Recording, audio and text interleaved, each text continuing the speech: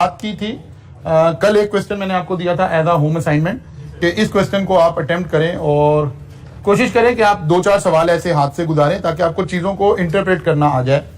तो हम एक सेकंड क्वेश्चन को प्रैक्टिस के तौर पे लेते हैं। ये आप स्लाइड में ओपन कर लेंगे क्योंकि यहाँ ये कुछ ओपनिंग मैंने पैराग्राफ डाले, आप जैसे एग्जामिनर कोई बात कर रहा होगा और साथ फिर उसके कुछ डेटा गिवन है। अब आपने इसके ऊपर एग्जामिनर ने रिक्वायरमेंट आपको दी, लेट्स अज्यूम ये 8 नंबर का सवाल है और उसने कहा कि इसके ऊपर आप पेस्टल एनालिसिस करें। तो आप ये वाला एरिया जो है ये आप देख लीजिए अपनी स्लाइड से, बल्कि ये यहां रहने देते हैं, जो ओपनिंग पैराग्राफ है वो आप स्लाइड से देखें और आप इसको लिखना शुरू करें। ठीक है, यहीं आप अटेम्प्ट करें, इसको अटेम्प्ट करें और फिर मैं इसको टेकअप करूंगा। आप 15 मिनट लें, इसको लिखने की अपनी कोशिश करें, पूरा प्लान बनाएं और इस प्लान के अंदर आप इन स्लाइड्स को, ये आपके पास अवेलेबल है, यहां से हेल्प लें ताकि आपको चीजों को लिंक करना आए कि कैसे आपको पता चलेगा कि आपने पॉलिटिकल उसके अंदर कौन सी बातों को टेकअप करना है, फिर आपने बाकी इकोनॉमिक्स में कौन सी बातें करनी है। इस तरह आप स्लाइड को भले यूज करें, यूटिलाइज करें और इस क्वेश्चन को अटेम्प्ट करने की कोशिश करें। आप अभी क्लास में आपने मुझे फोकस नहीं करना, आपने ऑनलाइन बच्चों के लिए यही रखना है। ऑनलाइन के बच्चों के पास भी ये अवेलेबल है, आप जो ओपनिंग पैराग्राफ है वो वहां से पढ़ लें और इसको यहां से पढ़ें और इसको कंटिन्यू करें। अब आपने इसको लिखना शुरू करना है, ठीक है ना। अब आपने इसको लिखना शुरू करना है, इसको परफॉर्म करें, फिर 1-2 कैलकुलेशन मैं टेकअप करूंगा कि आपने उसको किस तरह से इसके साथ लेकर चलना है।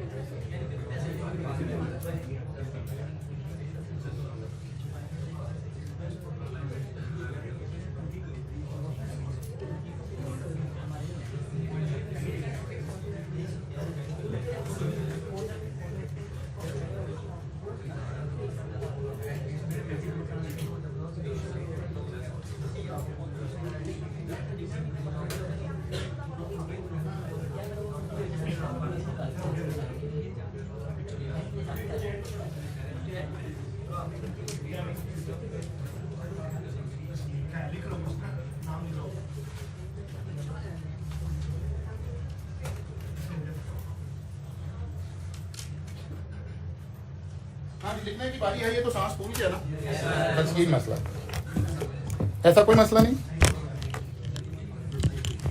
50-50 है। अच्छा जी,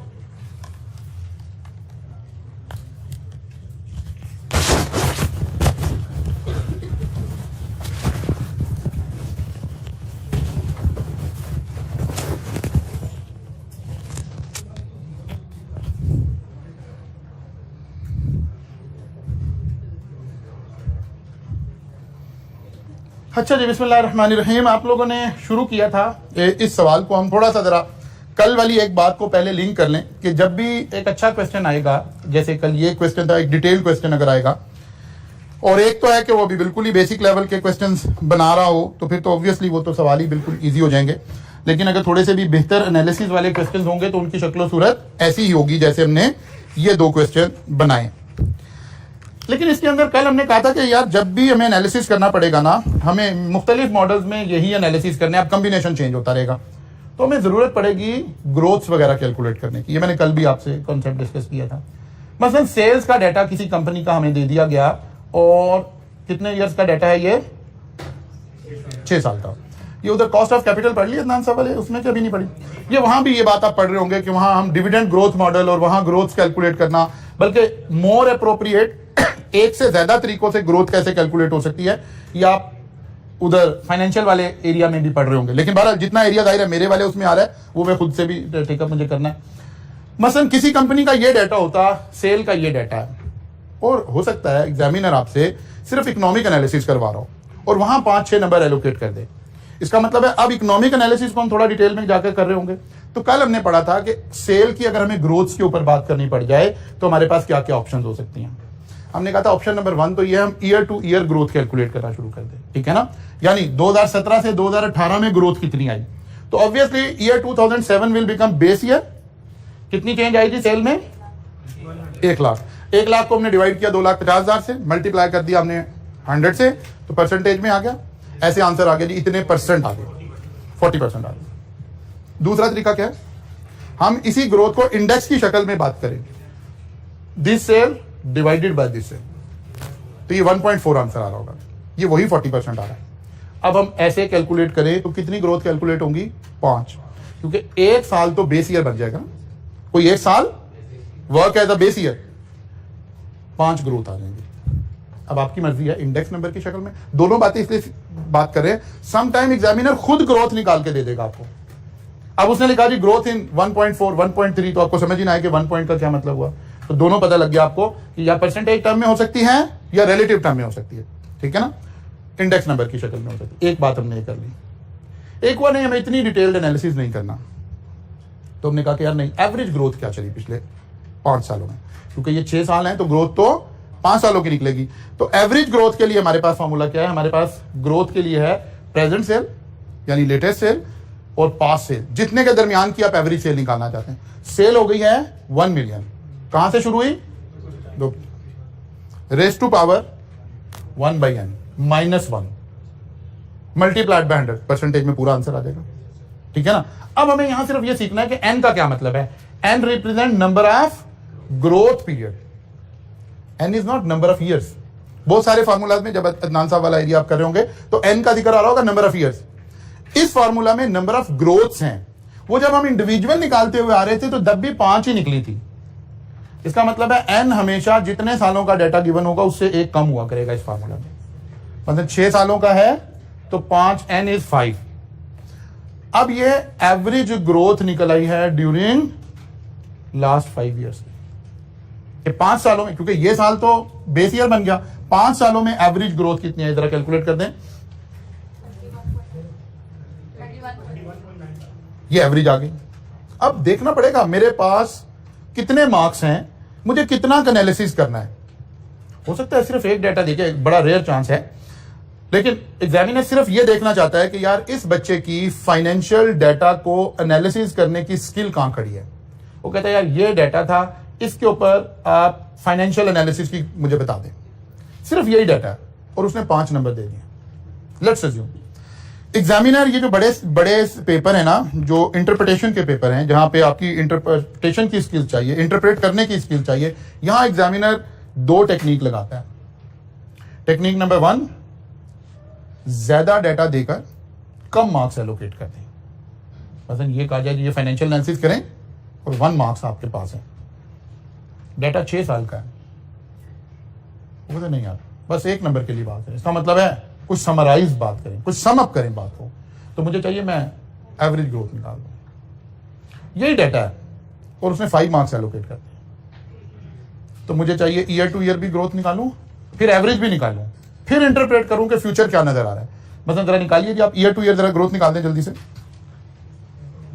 year two year index number की शक्ल में निकाल दें। दिस डिवाइडेड बाय दिस किया तो 1.4 आ गया था, पहला आंसर आ गया 1.4। दूसरा क्या आ गया?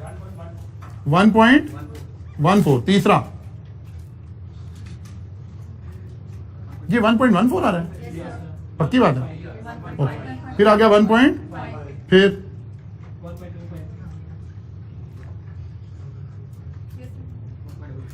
1.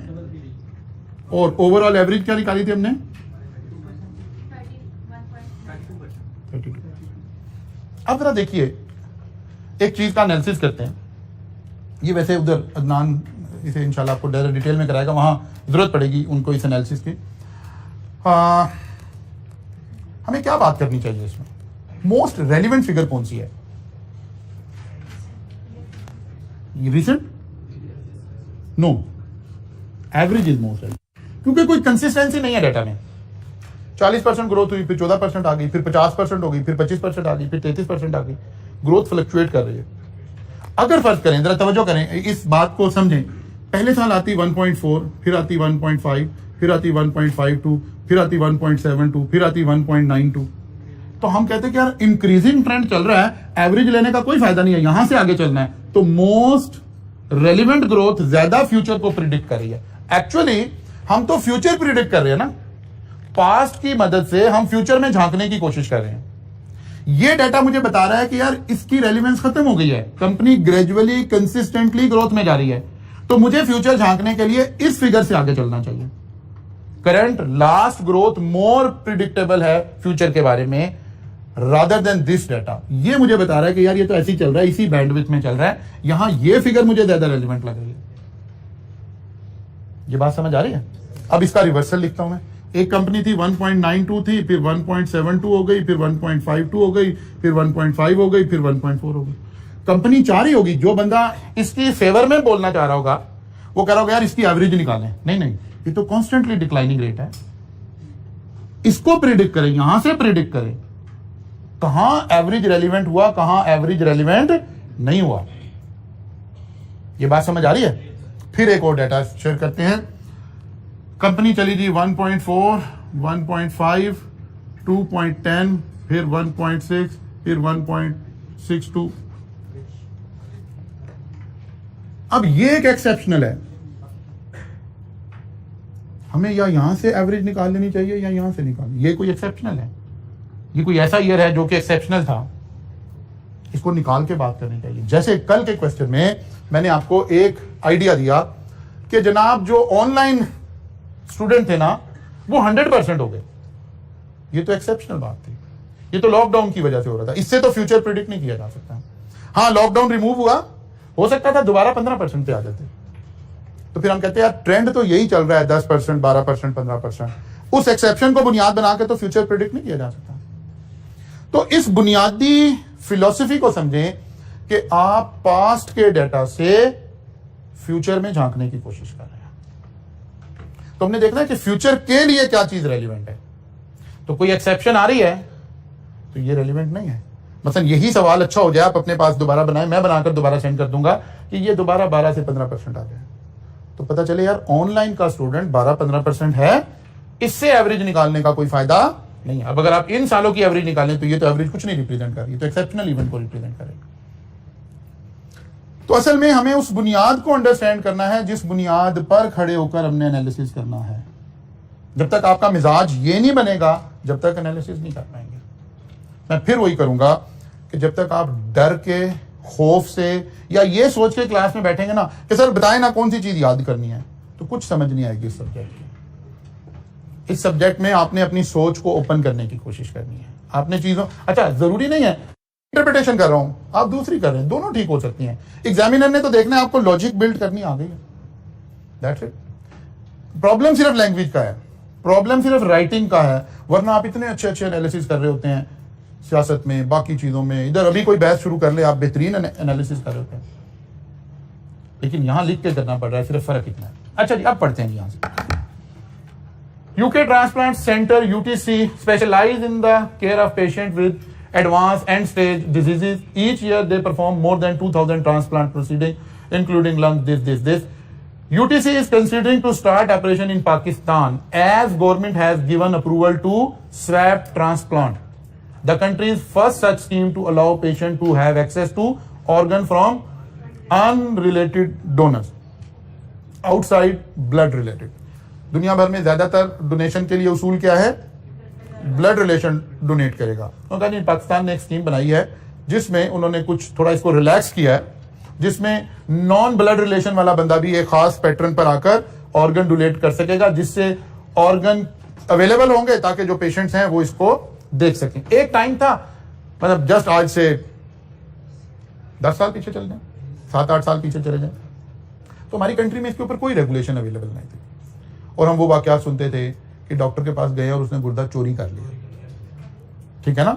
फिर इसके ऊपर ये बात हाईलाइट हुई, ये कुछ ये हमारे बिल्कुल, बल्कि ये नाम नहीं लेना चाहिए, चले गलत हो जाएगा, एथिक्स के खिलाफ हो जाएगी बात। तो हमारे करीब में एक हॉस्पिटल है जहां से ये मामला चला और वो फिर हाईलाइट हुआ, और फिर बेताशा फिर गवर्नमेंट ने इसके ऊपर कुछ रूल्स बनाने शुरू किए।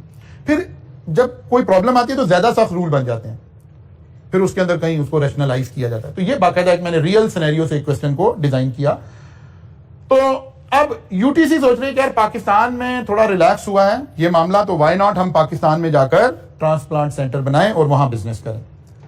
The move by Pakistan organ transplant authority has brought Pakistan on the list of few countries providing this facility in the field of organ transplant. Only few transplant centers are in Pakistan, so government has decided to announce tax holidays for foreign companies for next 10 years, and companies are allowed to transfer 50% of profit to parent country. ऐसे अच्छा जब सवाल बनेगा तो जिन बच्चों ने थोड़ा सा पढ़ा होगा ना, तो असल में तो आंसर बता रहे हैं ना, हम तो खुद ही बता रहे हैं कि यार ये चीजें लिंक कर लें भाई। तो पता चला कि गवर्नमेंट का टिल्ट इस तरफ है, गवर्नमेंट चाहती है कि फॉरेन इन्वेस्टर्स आए, और उन्होंने उन्हें दो फैसिलिटीज दी हैं। टैक्स हॉलीडेज का मतलब है टैक्स नहीं लग रहा, आप आए इस फील्ड में काम करें, आपने इनकम के ऊपर कोई टैक्स नहीं देना। सेकेंडली, क्योंकि फॉरनर आ रहा है तो उसका यह भी होगा कि अच्छा जी टैक्स तो नहीं देना, लेकिन क्या ये पैसा मैं अपने मुल्क में लेके जा सकता हूं? उसने कहा यस, 50% ऑफ द प्रॉफिट आप विड्रॉ कर सकते हैं, अपनी कंट्री में वापस भेज सकते हैं। यस, लेकिन दुनिया भर में ये इससे ज्यादा की पाबंदी है। समटाइम तो आप कहते हैं, वो कहते हैं आए बिजनेस करें, पैसा अपने मुल्क में लेके जा सकते हैं। बस वो कहते हैं ना कि यहां इमिग्रेशन लें, यहां सेटअप बनाएं, यहां ग्रो करें, तो इसको हम पॉजिटिव लेंगे। अच्छा जी, फिर उसने कुछ डाटा आपसे शेयर किया। नंबर ऑफ किडनी पेशेंट 2019, 20, 21, 22, तो डाटा शो कर रहा है कि कंसिस्टेंटली कहीं कोई प्रॉब्लम है और नंबर ऑफ पेशेंट्स जो है वो क्या हो रहे हैं, इंक्रीज हो रहे हैं। Health card as percentage of population, 5% लोगों के पास हेल्थ कार्ड थे 2019 में, फिर ये 20% पे चले गए, फिर ये 40% पे चले गए, फिर ये 50% पे चले गए। प्राइवेट हेल्थ इंश्योरेंस, कुछ लोगों ने अपनी इंश्योरेंस करवाई हुई है, हेल्थ इंश्योरेंस करवाई, जैसे लाइफ इंश्योरेंस होती है ऐसी हेल्थ इंश्योरेंस होती है।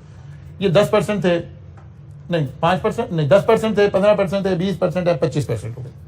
अब सम टाइम एग्जामिनर एक्सपेक्ट कर रहा होता है कि आपको जर्नल सी अवेयरनेस भी है बिजनेसेस के बारे में। अच्छा जी, जीडीपी ग्रोथ आ रही है। फिर कुछ और फैक्ट्स उसने किए, उसने कहा health awareness is very low and healthy lifestyle is not in fashion इन पाकिस्तान। वो कहता है हेल्दी लाइफस्टाइल का कोई कॉन्सेप्ट नहीं है। सुबह पार्क में जाएं तो खाली होते हैं, सैनमो में जाएं तो रश लगा होता है, दही बल्लों वालों के पास रश लगा होता है, गोलगप्पे खाने वाले लोग ज्यादा हैं। वो कहता है कोई हेल्दी लाइफस्टाइल नजर नहीं आ रहा। अच्छा जी, government is committed to allow import of latest medical equipment at subsidised duties. Climate of Pakistan is considered best for transplant surgery in Asia. 98% of the population of Pakistan cannot afford to go abroad for medical treatment. वो कहते हैं कुछ लोग हैं वो भी जाते हैं तो वापस नहीं आते, तो बाकी लोग अफोर्ड नहीं करते कि पाकिस्तान से बाहर जाकर इलाज करवाएं। वो कहता है malpractice insurance, professional liability insurance intended to cover health care professional is not required in Pakistan as no law of the land protect patient from medical negligence. वो कहता है ऐसा कोई कानून पाकिस्तान में नहीं है कि अगर मेडिकल प्रोफेशनल की गलती से पेशेंट को नुकसान हो गया तो वो जिम्मेदार नहीं है, बल्कि वो ऑपरेशन से पहले एक परफॉर्मल आता है, कहता है भाईजान आप मर भी सकते हैं, ये भी हो सकता है, इस पे साइन करते हैं अगर आपने ऑपरेशन कराना। नहीं तो भाई नहीं कर रहे हम, इसके रिवर्सल। आप समझ आइए, जबकि दुनिया की जो टॉप कंट्रीज हैं वो इसके बिल्कुल उल्टे हैं। एक डॉक्टर को अपनी प्रैक्टिस से कमाई हुई इनकम का एक बड़ा पोर्शन इंश्योरेंस करवानी पड़ती है कि अगर रिकवरीज का मेरी किसी नेग्लिजेंस की वजह से किसी को नुकसान हो गया तो फिर मेरे ऊपर जो डैमेजेस आएंगे वो मैं कहां से पे करूंगा। तो इंश्योरेंस कंपनी कहती है आप अपनी इंश्योरेंस करा लें, तो डॉक्टर एक बड़ी अमाउंट इंश्योरेंस कंपनीज को पे करते हैं। वो कहता है ये वाला कानून भी पाकिस्तान में एग्जिस्ट नहीं करता। वो कहता है जनाब आप इसका फैक्टरल एनालिसिस करें। बात समझ आई? अब हमारे दिमाग में होना चाहिए कि यार 1 by 1 हमने कौन सी चीज कहां फिट करनी है, how to plan your question. अच्छा, बाद दफा क्या होता है कि बच्चा सारी चीजों को ना एक ही तरफ लिंक कर देता है। नहीं, आपने सबसे पहले ध्यान में प्लान करने कितने एरियाज में हमने बात करनी है, 6। तो हमने कोशिश करनी है 6 के 6 एरिया में कोई बात आ रही हो, कुछ चीजें होंगी ओवरलैप होती नजर आ रही होंगी, तो आपने देखना चाहिए यार मुझे पॉलिटिकल बात में 2 पॉइंट मिल गए हैं, ये बात पॉलिटिकल में भी आ सकती है और इकोनॉमिकल में भी आ सकती है, तो मैं इसको इकोनॉमिकल के लिए बचा लेता हूं क्योंकि मुझे 6 हेड में कहीं ना कहीं कुछ लिखना है। सबसे पहले क्वेश्चन को आपने ऐसे डिजाइन करना, अगर पूरा क्वेश्चन आ गया, फुल फ्लेज क्वेश्चन आ गया, तो सबसे पहली टेक्निक ये है कि आपने हर हेड में कुछ ना कुछ लिखना है। ठीक है ना। मसलन हम दोबारा चलते हैं जी। सबसे पहले हमने कहना पॉलिटिकल हेड में हम क्या बातें करें, गवर्नमेंट की पॉलिसी। अच्छा, अब हम चले गए कि अच्छा सर हमें कैसे पता चलेगा क्या बातें करें, तो हमने कहा कि यार आपको बताने के लिए ही तो ये स्लाइड्स बनाई हुई थी ना, कि ये वाली बातें चेक करें कि कौन गवर्नमेंट में है। ये बात इस सवाल में नहीं लिखी हुई कौन गवर्नमेंट में। हाँ, ये हो सकता था कि हम सवाल में लिख देते कि ऐसी गवर्नमेंट आई है जिसका मेन कंसर्न हेल्थ इश्यूज हैं, तो हम कहते अच्छा यार ये फलां गवर्नमेंट है। अच्छा, गवर्नमेंट स्टेबिलिटी का इससे कोई ताल्लुक नहीं है। करप्शन लेवल इस सवाल में कहीं नहीं डिस्कस हो रहा। टैक्स पॉलिसीज डिस्कस हो रही है कि हमने टैक्स रिबेट दिया है, ठीक है। फ्रीडम ऑफ प्रेस का कोई जिक्र नहीं है। गवर्नमेंट रेगुलेशंस का है। अब हमने सोचना है कि इसको यहां लिखें या कहीं और लेकर दें, अभी नहीं हमने डिसाइड किया। हमने टैक्स पॉलिसी हाईलाइट कर लिया अपने ध्यान में। गवर्नमेंट सब्सिडीज है, इंपोर्ट, लेकिन फिर अगर तवज्जो रखें, मैं अभी आपको यही सिखा रहा हूं, आपने ऐसे कैटेगराइज करना है। हमें पॉलिटिकल हेड में बात करने के लिए एक बात मिल गई। हमने कहा जी गवर्नमेंट का टिल्ट इधर है, हमने कहा यार ये बात तो भी हमने इधर रख लिया, चलें आगे चले। फिर हमने कहा यार पॉलिटिकल तो हो गया, अब हमें दूसरी बात कहां करनी है, इकोनॉमिक। ग्रोथ रेट, इन्फ्लेशन, ये तो कहीं नहीं गिवन है। जीडीपी गिवन है। जीडीपी बढ़ने से मतलब है लोगों की पेइंग कैपेसिटी इंक्रीज हो रही है। एक इकोनॉमिक में हम ये बात ले सकते हैं। दूसरा हम कह सकते हैं कि एक बात लिखी हुई है कि एक्सचेंज रेट लिखा हुआ, क्वेश्चन में गिवन नहीं है ना, वो हम गवर्नमेंट पॉलिसीज में लिखेंगे, वो हम गवर्नमेंट पॉलिसीज में लिखेंगे। ये तो गवर्नमेंट की पॉलिसी ना, टैक्सेशन से रिलेटेड ही बात हो रही है। अच्छा जी, अब जरा गौर करें, इकोनॉमी में इस सवाल में एक जीडीपी ट्रेंड में नजर आ रहा है, और क्या नजर आ रहा है, sorry 98% of the Pakistani can not afford, ये भी हम यहां लिख सकते हैं, लेकिन अभी हमने डिसाइड नहीं किया। हमने कहा चले ऐसे सोचते हैं। हमने कहा यार एक ग्रोथ रेट नजर आ रहा है और एक दूसरी बात नजर आ रही है कि गवर्नमेंट ने, अब हालांकि वो हम गवर्नमेंट में भी लिख सकते थे, हेल्थ कार्ड नजर आ रहा है। कि हेल्थ कार्ड का क्या मतलब है कि ये महंगा इलाज तो उनकी हेल्थ इंश्योरेंस पर हो जाएगा, हेल्थ कार्ड पर हो जाएगा। इसका मतलब है पेशेंट्स अफोर्ड कर सकेंगे। क्या किसी ने प्राइवेट लाइफ इंश्योरेंस करवाई हुई है या उसके पास गवर्नमेंट का हेल्थ कार्ड है, तो मतलब यहां हम उस बात को फिट करने का जहन बना रहे हैं। फिर हमने अपने दिमाग में सोचना शुरू किया, क्वेश्चन पढ़ पढ़ के, यहां तो स्लाइड खोल खोल के दिखा रहे हैं ना, तो फिर आगे चले हम सोशल पर गए। सोशल पर लाइफस्टाइल एक एलिमेंट था। इसका मतलब है वो जो बात लिखी हुई है कि हेल्दी लाइफस्टाइल नहीं है, वो हम यहां पर लाकर फिट कर सकते हैं, सोशल में वो वाली बात ले आएंगे, ठीक है ना। अच्छा, डेमोग्राफिक कहीं हमें गिवन है सवाल में, नंबर ऑफ पेशेंट को हम इंक्रीज डिक्रीज यहां डिस्कस कर सकते हैं, ठीक है। और कोई नहीं नजर आ रहा, कोई एक पॉइंट चाहिए मिनिमम, हमें एक मिल गया, दो मिल गए, हमने कहा ओके। टेक्नोलॉजी इंसेंटिव, अब देखें वो जो सब्सिडी वाली बात थी वो हमें पॉलिटिकल से निकाल के यहां ले आनी चाहिए कि टेक्नोलॉजी पाकिस्तान में इंपोर्ट होने का गवर्नमेंट इंडिया दे रही है। एक है मैं उसे पॉलिटिकल में लिख लूं, ओके लिख लिया, फिर मुझे यहां देखना यार मेरे पास यहां कोई और बात बची है लिखने के लिए, तो पता चलेगा यार यहां तो फिर कुछ नहीं बचेगा, तो मैंने उसको सेव करके इधर उठा कर लिया है। एक्चुअली ये स्किल प्लानिंग के टाइम आपके काम आनी है। और देखें जी, और कोई बात हमें नजर आ रही है, वही एक बात है जो हम टेक्नोलॉजी से लिंक करके जबरदस्ती इधर लेकर आ सकते हैं, हालांकि वो पॉलिटिकल में भी जा सकते थे अगर सवाल में लिखा हो तो। अब सवाल, क्योंकि अब आपने इस सिनेरियो पर गुफ्तगू करनी है ना, इस सिनेरियो पर अगर वो कहता कि सर्जिकल में हम कर रहे हैं, एक्सेल कर रहे हैं, फिर हम वो बात यहां पे वैसे भी लाते हैं। अच्छा जी, फिर ये क्या आ गया जी, एनवायरमेंट, वेदर, क्लाइमेट। अब एक बात लिखी हुई थी कि एशिया में सबसे बेहतर क्लाइमेट तस्वुर किया जा रहा है कि ये इस तरह की ट्रांसप्लांट सर्जरीज के लिए, हम इसे बड़ा पॉजिटिव लिखेंगे। बल्कि हम इसके साथ ये भी लिख सकते हैं कि फ्यूचर में ऐसा भी हो सकता है अगर लॉ एंड ऑर्डर इंप्रूव हो जाए और बाकी सर्कमस्टांसेस इंप्रूव हो जाए, तो बाकी कंट्रीज के लोग भी यहाँ ट्रीटमेंट करवाने आ सकते हैं अगर अच्छे हालात हो जाए। हमने कहा यार ये वाली बात ना इधर के लिए सेव कर लिया। एग्जाम में आप जब पॉइंट पढ़ रहे हैं ना, तो उसके ऊपर ही हिंट लिखते जा रहे हैं कि ये मैंने यहाँ डिसाइड कर लिया, ये यहाँ decide. You have to spend 2 or 3 minutes on planning side of your question, फिर लिखना शुरू करेंगे। अच्छा जी, फिर क्या बच गया जी, लॉस, वो जो प्रोटेक्शन वाले लॉस की बात हो रही थी, ठीक है, उसके ऊपर हमने वो वाली बात यहां लिख देंगे। इसका मतलब है ऐसे हम हर हेड में कोई एक पॉइंट आइडेंटिफाई करने में कामयाब हो गए। बात समझ आ रही है। लेट्स अज्यूम एक हेड का कोई भी पॉइंट गिवन नहीं है और नीचे कहा हुआ है पेस्टल एनालिसिस करें, फिर हम कहेंगे कि ये चीजें हमें देखनी चाहिए। ताकि पता चले कि बच्चे को पता है कि इस पॉइंट को अंदर ये वाली बातें आनी थी, ठीक है ना। मतलब लॉज से रिलेटेड कोई बात ना होती तो फिर हम लिखते हैं कि यार रेगुलर लॉज हमें देखने पड़ेंगे, वहां क्या लॉज चल रहे हैं, क्या ये स्लाइड हमें काम करेगी सारा, हमेशा हर तरह के सवाल को हैंडल करने के लिए ये डाटा आपका हेल्प करेगा। अब जी हमने सवाल पढ़ते हुए आइडेंटिफाई कर लिया, चीजों को इधर उधर लिंक कर लिया, अब लिखना शुरू किया। अब फिर शुरू कहां से करें? तो हमने कहा कि यार ये जो इंट्रोडक्शन के लिए हमने एक पैराग्राफ बचा के रखा हुआ था, क्या पैराग्राफ बचा के रखा हुआ था जी, कि पेस्टल एनालिसिस करते क्यों हैं, इसका मकसद क्या है, यहां से आगाज करेंगे, ठीक है ना। पेस्टल एनालिसिस क्या करने की रीजन क्या थी, ये हमने एक पैराग्राफ ओपन रखा हुआ था अपने लिए, ये लाइंस हमने यहां से उठा ली। PESTEL analysis is a tool to use analyse external this और फिर हमने एनालिसिस करना।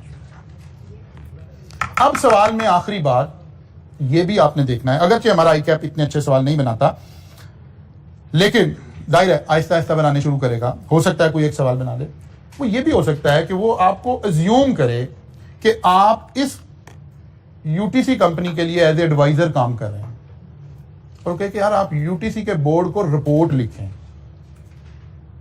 Then your answer must be in the format of report. फिर ये रिपोर्ट फॉर्मेट में होना चाहिए, ठीक है ना। फिर आपका बोर्ड ऑफ डायरेक्टर को आप एड्रेस कर रहे हो, फिर ये आंसर रिपोर्ट फॉर्मेट में होना चाहिए। और उसके ऊपर भी मैं आपको एक दो सवाल बता दूंगा कि क्या करना है और रिपोर्ट का ओपनिंग पैराग्राफ कैसे बनाकर, और फिर बाकी आगे आपने सवाल उसी तरह सॉल्व कर देना है। रिपोर्ट में हम क्या करते हैं, हम एक टेक्निक इस्तेमाल करते हैं। हम क्या करते हैं, हम रिपोर्ट को एड्रेस बनाते हैं और कहते हैं जी वर्किंग शार्ट अटैच है रिपोर्ट के, तो फिर सारा सवाल नॉर्मल वे में सॉल्व करके वो 2 लाइनें रिपोर्ट वाले क्वेश्चन में लिख के दे आते हैं, काम हमारा ठीक हो जाता है। फिर उसी पॉइंट पर आना पड़ेगा, कोई सेट फॉर्मेट आपके पास अवेलेबल नहीं है, ये आपको सोचना ही पड़ेगा, सवाल पढ़ के प्लान करना पड़ेगा। अब अगर आप इन सवालों को घर जा जाकर सॉल्व नहीं करेंगे और खुद से इंटरप्रिटेशन नहीं करेंगे तो फिर ऑफ कोर्स आप प्रॉब्लम में आएंगे। अब लाइक पेशेंट्स का डाटा गिवन है, तो आप पेशेंट में एक इंक्रीजिंग ट्रेंड बता सकते हैं, ठीक है ना, ग्रोथ वाला जो भी हमने देखा है। अब डिसाइड करना है यार पूरा एनालिसिस लगाना है, तो खाली इसके ऊपर इतने एनालिसिस करने की जरूरत नहीं है, कोई एक लगा दें, एवरेज ग्रोथ निकाल दें, दैट्स इट, या लास्ट ईयर की ग्रोथ निकाल दें, कोई एक टेक्निक लगाएं, ये सारी ठीक है। हाँ, खाली इसकी निकाल कर आ जाए तो ये ठीक नहीं है, ये तो रेलिवेंट नहीं है। आपके दिमाग में वो बात मौजूद हो कि पास्ट के डाटा से हम फ्यूचर देखना चाह रहे हैं, हम इस डाटा को 2022, 23, 24, 25 के लिए लिंक कर रहे हैं, तो ये वाला पास्ट तो कोई रेलिवेंस नहीं है, पास्ट की कोई एवरेज रेलिवेंस हो सकती थी।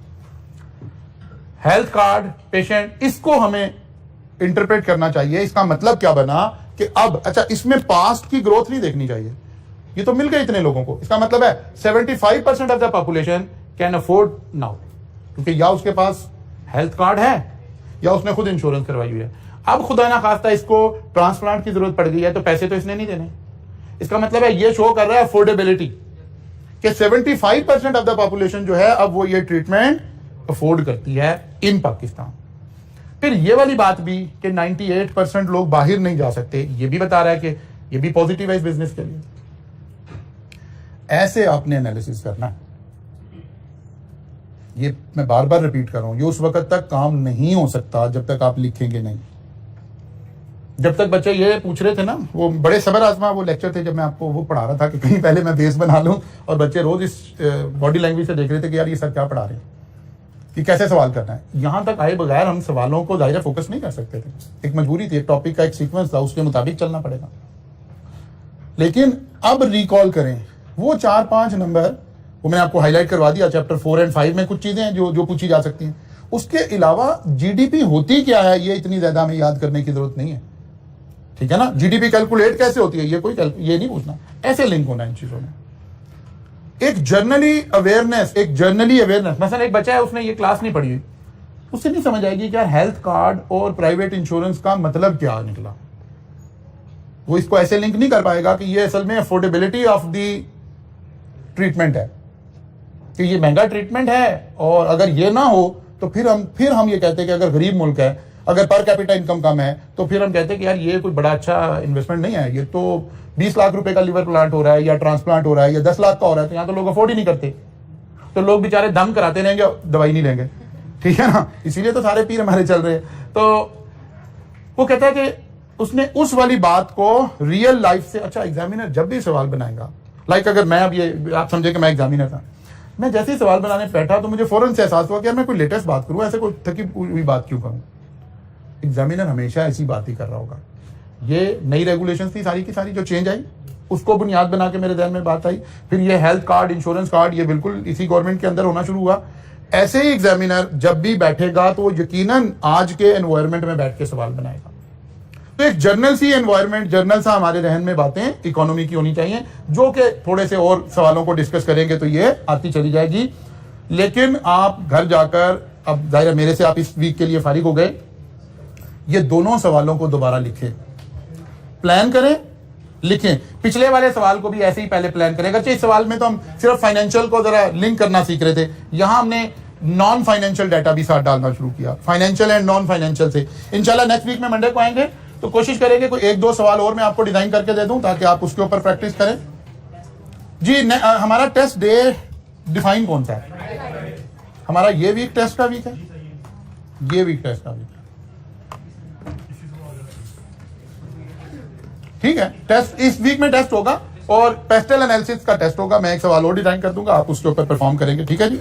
और अगर मैं सवाल जल्दी डिजाइन कर पाया तो मैं स्लाइड जब भी दोबारा सेंड कर रहा हूं, इसका मतलब है इसमें कोई सवाल ऐड हो गया है, तो आप फिलहाल उसको देखते रहिएगा, ठीक हो गया जी। गर्मा गर्म समोसों की तरह सवाल आपको मिलते रहेंगे। कल मुलाकात होगी, यहां से आगे चलेंगे।